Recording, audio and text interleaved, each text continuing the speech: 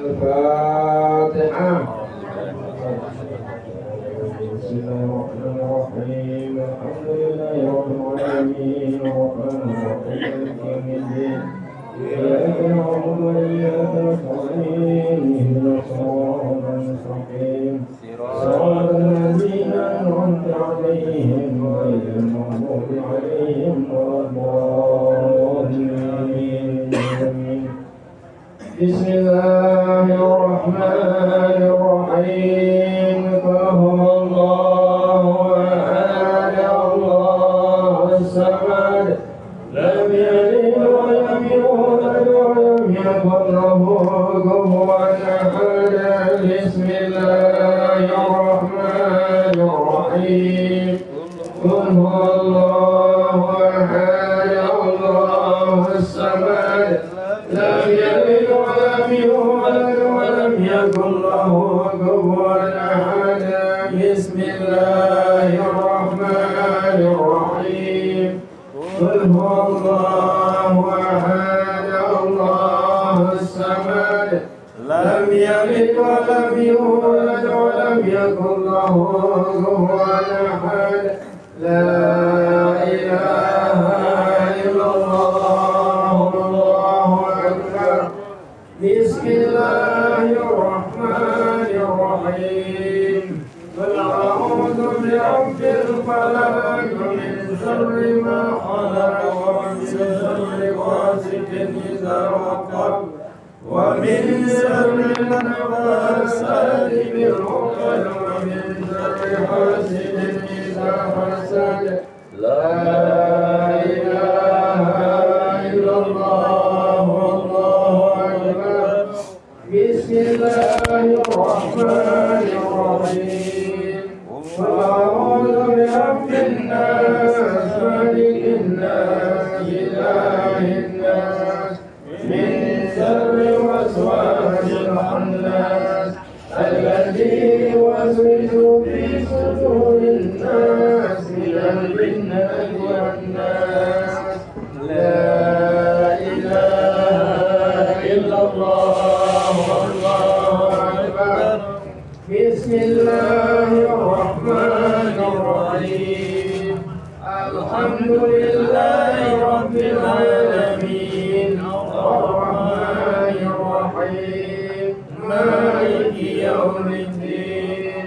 إياك نعبد وإياك نستعين اهدنا الصراط المستقيم صراط الذين أنعمت عليهم غير المغضوب عليهم ولا الضالين. آمين. بسم الله الرحمن الرحيم. ألف لام ميم. ذلك الكتاب لا ريب فيه هدى للمتقين الذين يؤمنون بالغيب ويقيمون الصلاة ومما رزقناهم ينفقون. والذين يؤمنون بما أنزل إليك وما أنزل من قبلك وبالآخرة هم يوقنون. أولئك على هدى من ربهم وأولئك هم المفلحون. وإلهكم إله واحد لا إله إلا هو الرحمن الرحيم. الله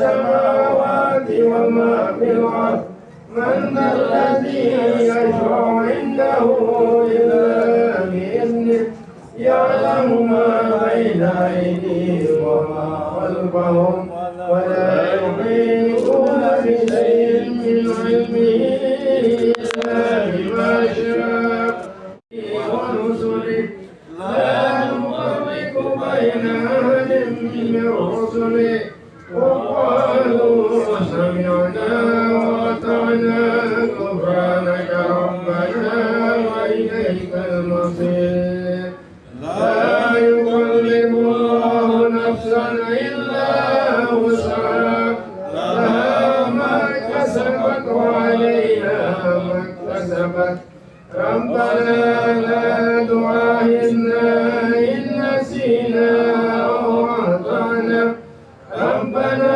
ولا تحمل علينا إصرا كما حملته على الذين من قبلنا ربنا ولا تحملنا ما لا طاقة لنا به واعف عنا واغفر لنا وارحمنا واعف عنا واغفر لنا وارحمنا واعف عنا واغفر لنا وارحمنا أنت مولانا وانصرنا على القوم الكافرين برحمتك يا أرحم الراحمين ارحمنا يا أرحم الراحمين ارحمنا يا أرحم الراحمين ارحمنا يا أرحم الراحمين